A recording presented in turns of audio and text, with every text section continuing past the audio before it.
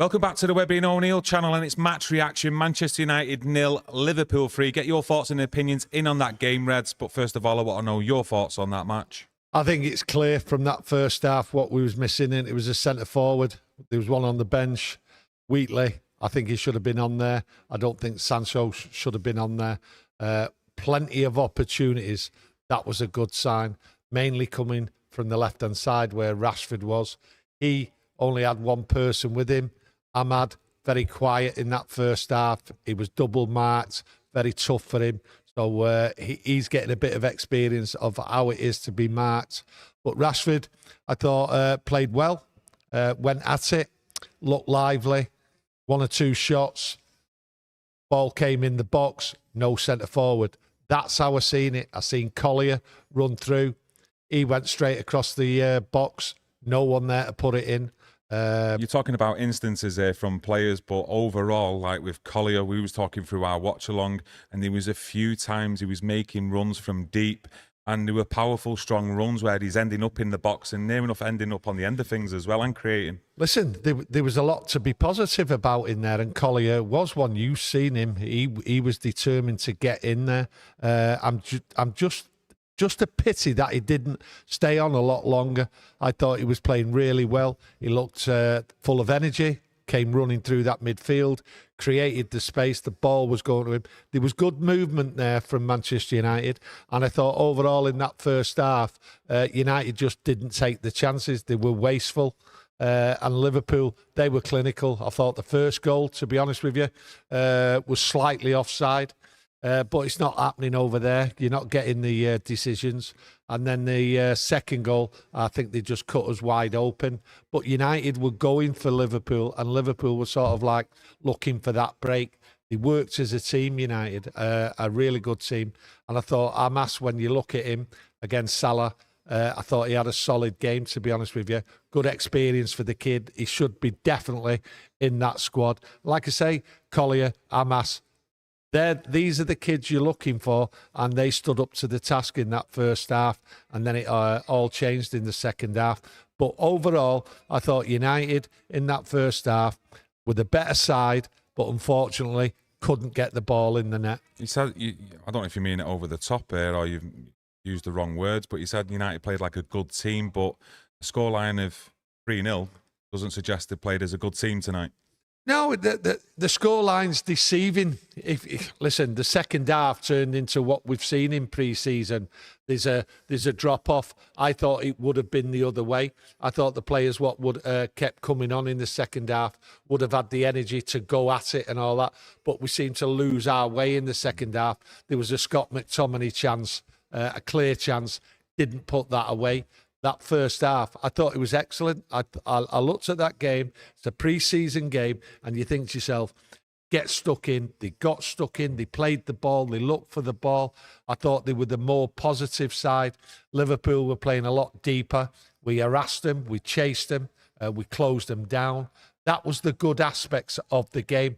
And we also went forward, but the winger in Rashford, the ball kept going out there. Rashford was pinging it on the other side, and it was a pretty open game, but United were determined. You've seen something different, and that's what you wanted to see from United. That's how I look at it today in that first half, because the pre-season's all been about the first half, to be honest with you. That's where the effort is, and the more solid players are there. And then it peters out, and it did peter out in the second half. United, to me, I thought were wasteful. Just needed a centre half, someone to put the ball in the back of the net. Centre forward, yeah. You did mention in the live stream, you was mentioning you expected Wheatley really to start as the centre forward, because how many times we would count this year that Jadon Sancho will actually play as like that false nine for Man United. So surely that opportunity should have been afforded to Wheatley. Well, it should have been afforded to Wheatley. He's been took on the tour, and he's not. You know, he should have started the game with a solid side. Whereas when he come on as a centre forward, he's trying to do it all, and he's running around, and the team sort of like. Been chopping and changing with chopping and changing, and they weren't galvanised. And there was some, you know, there was one or two players there what were not really up for the fight, and the team cohesion sort of went, whereas it was there in the first half. You've seen something, you've seen a change in the side, and I thought they all worked well together. To be honest with you, and this might sound mad, I thought Johnny Evans and Lindelof really didn't have that much to do. They got caught out once and they paid the price for it in that first half. But I thought United were more attacking, and that's what I like to see. They worked as a team. That's what I've seen. Obviously, they didn't do that in the second half.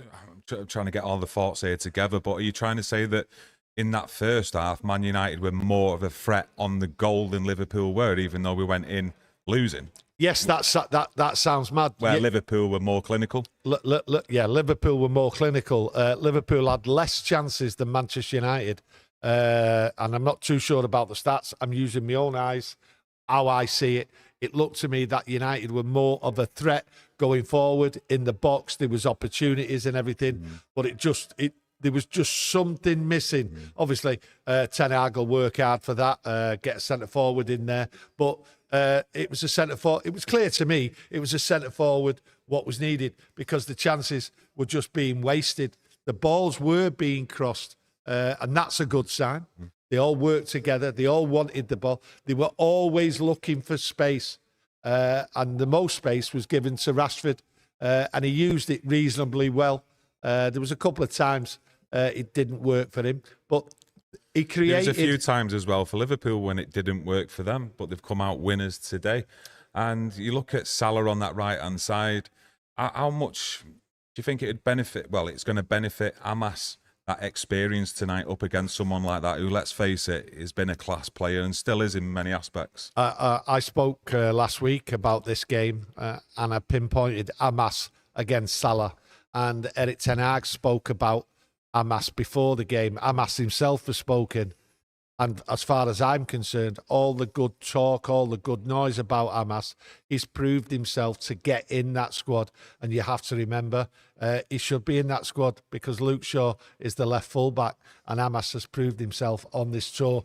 He has sort of like stood above certain players who were given opportunities to get a chance to get in the squad, and I think he thoroughly deserves to be in that squad and get certain opportunities. I don't think he's a starter in the league or anything like that, but he should be in the squad and he should be used and get the experience. It was a tough night for Ahmad tonight. I noticed when he did have the ball on that right-hand side, they'd done the very best, Liverpool, to double up on him, and they did most of the time as well. So it was a tough night for him, but something that you'd expect to help him going forward as well into the season. Yeah, it was a tough night for him. He's been a revelation, to be honest with you, and he cemented his place. There's no two ways about it. Yes, it was a tough night for him out there. He was getting pushed to the edge of the area and one or two crosses when he did get a little bit of space. Under pressure, I must say. He was under pressure all the time, every time he got the ball. Two men doubling up on him. And when he did get the space, the crosses were a little bit wayward. So it was a tough night for him, but an easy night for Rashford, to be honest with you, because they seen Ahmad as the threat, and he had all the space, Rashford. Every time the ball come to him, he got it. And yes, he could have done a little bit more, but hey, he's getting his fitness up, and you can't really knock it because they all work for each other, and that was good. And they worked together going forward, and that's what you want to see from a Man United. They were proactive. They were trying to close them down. So that seems to be the way it's going to be for Man United. Keep going forward, keep attacking as a unit, and get back as a unit. Yes, and we did get caught out because we was attacking on a regular basis, but we're going to have to expect that because we want attacking football. Of course we do. We just need to be a lot more clinical. Yeah.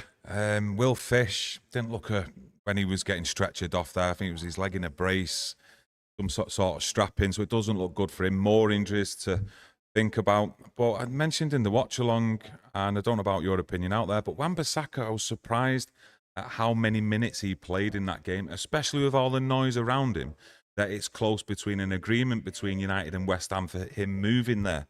Is it a case of him staying on the pitch because there's no other right back, or because you're dicing with death there? Yeah. You know, especially what goes on at Man United over these last 12 months. Players, every game seem to get injured, you know, come back for one, then miss 2 or 3.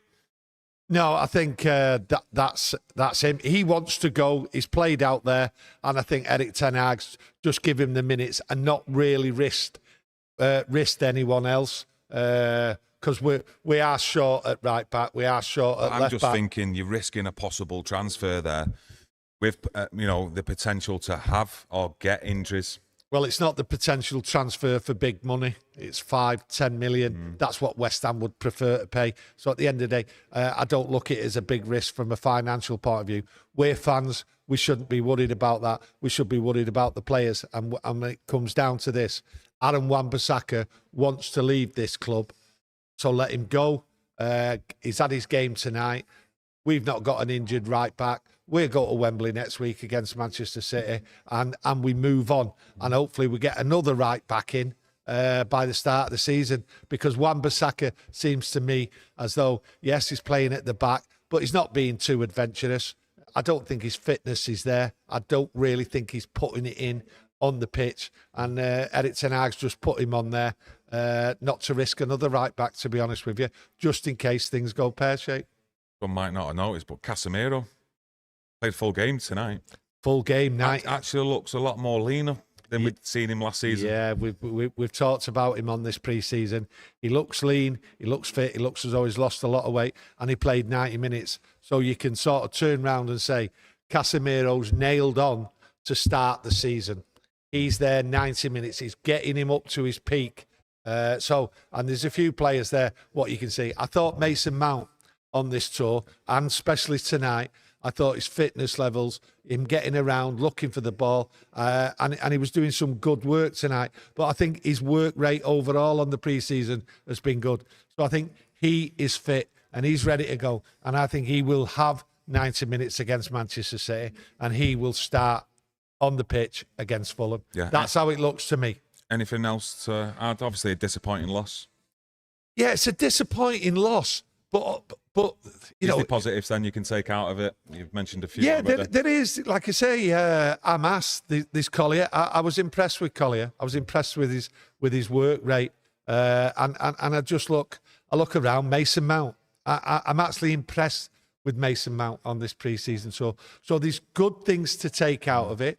There's good things when I see the team the way they played in the first half. You can't take the second half as a study of how they did. I think the first half in most of the games in the pre-season is when you're seeing the best football. And today you did see the best football. At times I thought Liverpool were hanging in there. They were really pressured, and that was a good sign today. United were pressing, and Liverpool really were giving the ball away quite a lot, but United were jumping into the tackle. That's the good thing about there's one or two other players, and it's all about fitness. That's what you've got to think about. It's the fitness, keep getting it up. It's a short pre-season, and we've just got a fingers crossed, Wembley next week, no more injuries, and we'll get a couple of signings. So we've got next week to look after, look forward to. I think it's rosy at the moment, but it was disappointing tonight. I thought it was wasteful at times, and there was one or two opportunities. And I think Erik ten Hag really missed the biggest opportunity, and that was not starting Wheatley, because I think that would have made a difference. Yeah, going to end it there. I'd just like to thank everyone for joining us for our match reaction. Help support the channel. If you enjoyed the video, smash a like on it, and we'll see you on Monday with another video. Thank you. Thank you.